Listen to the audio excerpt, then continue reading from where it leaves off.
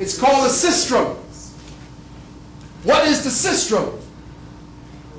Well, we're going to see what it is. Here we have them taking your information. Look what he has in his hand.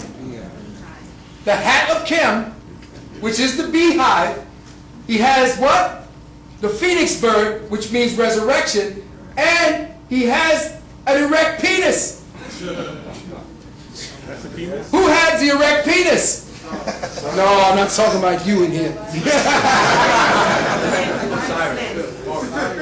Let me get this done because I have to go to part 2. No, not Horace. Get up! Come on! Men! Okay? Men was the fructifier. He kept bees. Now the reason why I'm telling you all this is because the bee is the foundation in the Kemetic culture. It was so sacred that as a qualifier, it went before words. You only put on, if you want to qualify a word, or if you want to make a word or determine a word, what do you call it, determinative, you put it after the word. The bee was so sacred it came before the word. That's how deep it was. Now, Okay. here you go in the beehive. Look in the beehive, and what is it that's inside of your brain? Nope. Tree. Oh, yeah. What are you seeing in there? No, you're not. What are you looking at?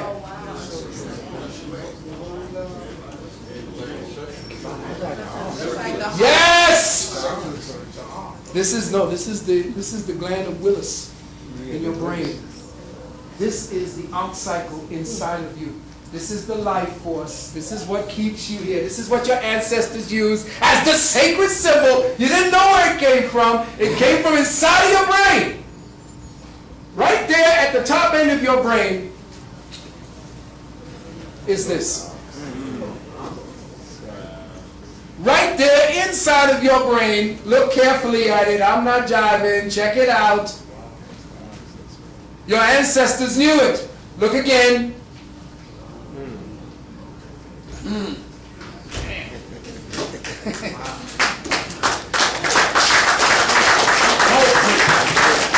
You're giving yourselves a hand. Because you ain't got nothing that I ain't got, and I ain't got nothing that you ain't got. Each one of you has the life. I am the resurrection and he that believeth in himself, herself, shall live. And as we go forward, we begin to see that here it is again. What are we looking at? What does this look like? It's the brain, but what are we looking at? Remember, symbols. Symbols give you meanings. You're looking at the bee. Look at the shape of the bee in your brain. And they did something. They sent they did an electrocardiogram, an electrocephalogram on the brain, and they followed the angle of Willis here, and look at what the electrical signals put out. Okay. Here's your bee Right. putting his what do you call it, into the nectar, the heart.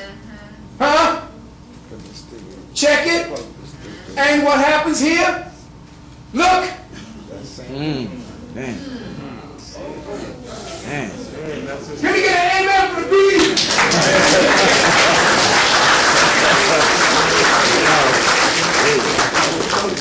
Your mind is in tune with the life force on the planet, and when Nath came and founded Kemet, she started by bringing a swarm of bees with her. When Eve left the garden after Adam, Adam just brought trees with him. Eve left the garden and she brought a swarm of bees. Everywhere you go, the bees are the sacred progenitors of life. And why are they dying out? Well, they're not dying out. They are hibernating for the next time. Everybody thinks that they're dying out from all of this. I thought so too, but it then dawned on me. These hibernate for 3 months in their hives, which is why the ancestors likened them to the sun and said that bees were actually the dewdrops of the sun. Because they did exactly what the sun did in cycles. Inside, you say, well, the hive looks like it's dead. There's nothing happening. They're incubating, hibernating in there for 3 months. They're disappearing because this time is dead. And they are waiting for the resurrection. They are waiting for Nath to come back because we all going to be underwater. Ain't that what they said? Here's the brain. This is an actual brain showing the Isle of Willis. And look at it right there. There it is. And look at it again. There's your BI. So love your bee. To be or not to be. Quickly. These are the thorns of the acacia. And where did the thorns of the acacia come from? Here's where you get your Masonic symbols. The acacia tree in Masonry is supposed to be the tree of life. This was what was laid at the grave of Hiram Abiff. Here's the acacia tree, and here's another form of the acacia tree, but look at the way the thorns go. What does that give you a signal of? Hooked downward. Where have you seen it before? Right there. That's the Shriners. This is the Shriners. Here you have Heru.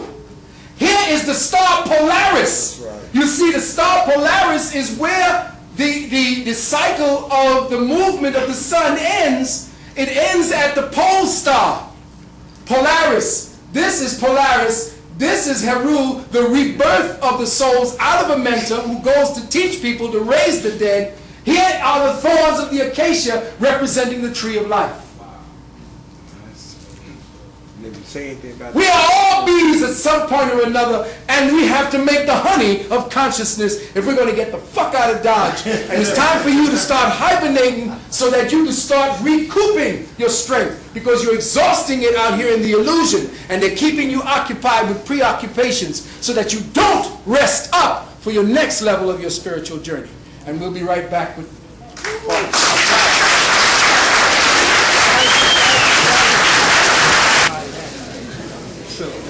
Help me get back to your joint. Oh, man.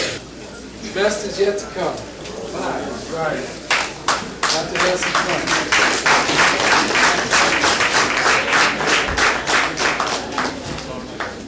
I have an announcement to make. One of my dearest soldiers in the quest to bring enlightenment came here, and anything that we used to do, I mean, we were there at the beginning when everybody thought we were crazy for dressing up the way we did and looking and doing what we did. And this brother in New Jersey did something to place another peg in the foundation of the rise of Kemet. Our university is called the University of Commission Sciences. And what we know now that there is a Kemetic renaissance. Everyone around the world is looking at Kemet or Egypt for their foundation in spirituality or for the next paradigm.